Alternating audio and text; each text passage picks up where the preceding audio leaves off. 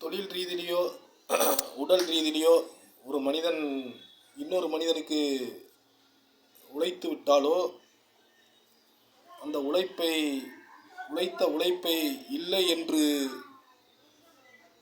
அந்த உழைப்பை வாங்கிய மனிதன் சொன்னால் அந்த மனிதனையே கொலை செய்ததற்கு சமம்.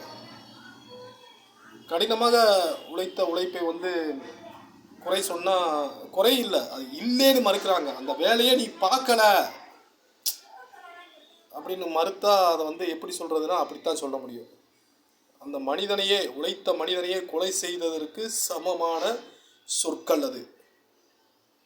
அதுக்கான கூலியை கூட கொடுக்கலாட்டி கூட பரவாயில்ல, நீ வேலையே பார்க்கல அப்படின்னு சொன்னா என்ன சொல்ல வரேன்னா, பசி உள்ளவனுக்கு உணவளித்தால் அது புண்ணியம் கூட.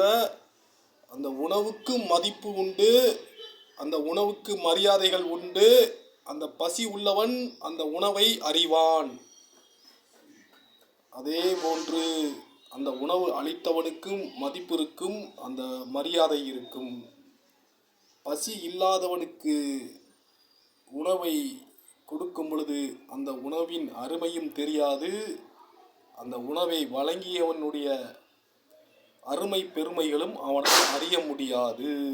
இதுதான் இதற்கு உதாரணம். இதுக்கு மேலே விளக்கம் சொல்லணும்னா உங்களுக்கு விளக்கம் சொல்லியே ஓஞ்சு போகணும்டா மானங்க.